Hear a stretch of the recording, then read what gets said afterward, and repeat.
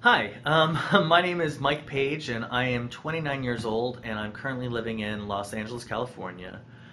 Forgive me for being a little nervous. I am not really a in front of the camera person. In fact, I've never posted any kind of vlog or anything to the internet. But in light of the recent suicides of GLBT youth, in addition to all of the hatred and bigotry, harassment and bullying that's going on, specifically targeted at gay, lesbian, bisexual, and transgender teenagers, I felt it was time to add my voice.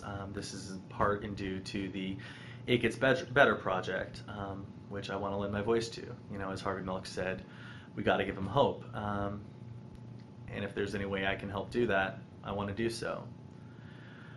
My story, I guess, is well, I'm originally from Boulder, Colorado, and I lived in Boulder until I was 24 years old. I've, as long as I can remember, I always knew that I was different, so to say. That there was something that wasn't exactly the same about me compared to all my peers. It wasn't until about sixth or seventh grade that I was able to put to words and put a name to what I was going through. Um, Being the nerd that I was at the time and still am, I decided to research a little bit in the library at my school. During middle school, I was at a Catholic private school and went to that library. Needless to say, some of the books that were there were a little outdated and rather biased, to put it nicely, I think. But that was the first real exposure I had to it.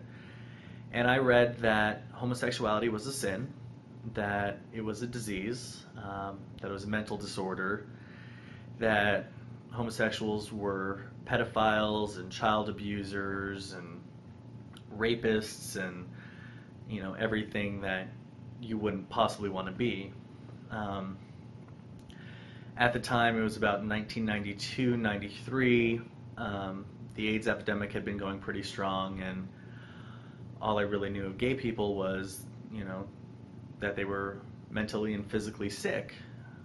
I heard a lot of people saying that gay people deserved what they got and that AIDS was God's vengeance on gay people, etc. And so obviously it wasn't very hard for me to quote unquote decide that I didn't want to be gay. And so many people told me that, they just choose this lifestyle, so I didn't want to choose it, so I chose not to. Um, as the years went on, it got harder. I got further into puberty, and it became more and more obvious which way I leaned.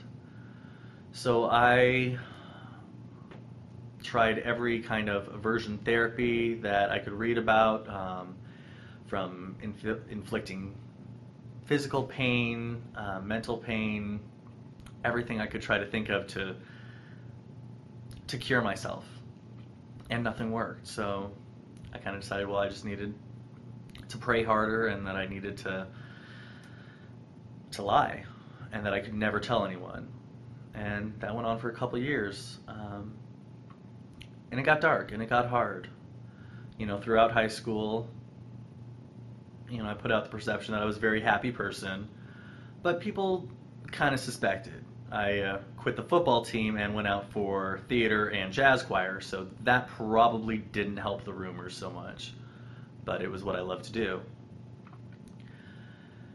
And throughout high school, though I was dating girls and trying to put out, you know, this lie, this character of who I was supposed to be, I knew who I really was. And it got dark and it got hard.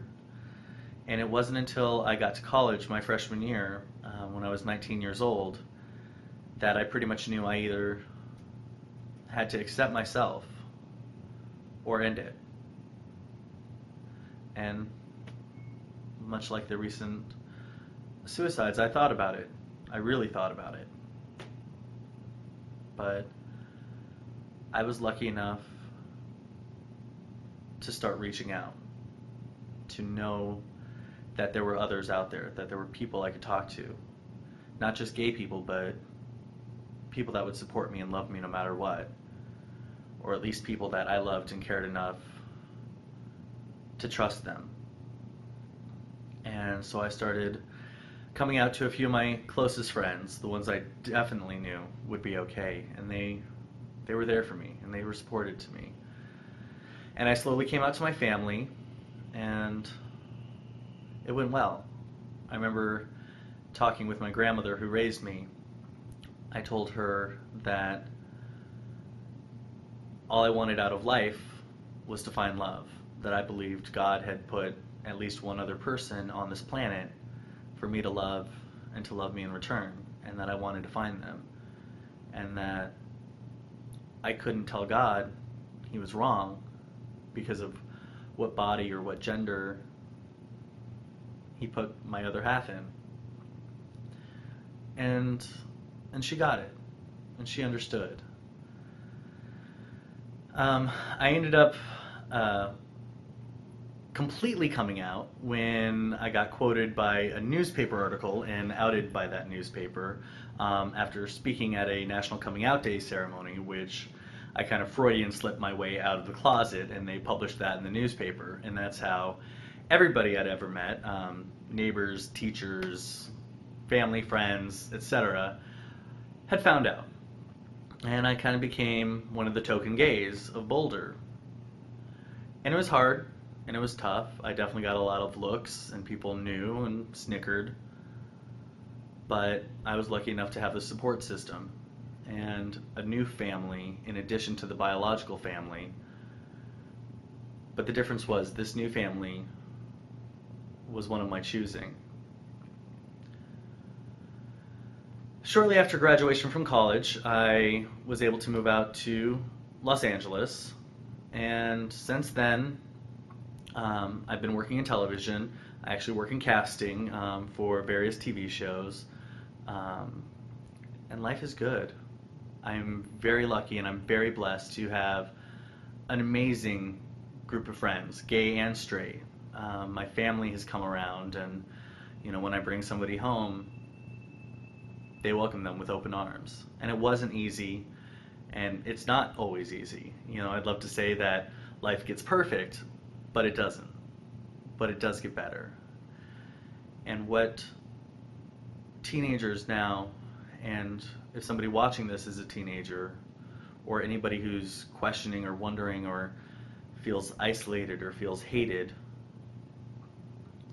it'll pass. And there's support there for you. There are people that love you. And even if you can't see them, even if you can't find them, they're out there. And if you are contemplating suicide, please contact the Trevor Project. You can find them online. Contact GLSEN. Contact any suicide prevention program you can think of. Call a hospital. There are people to help you.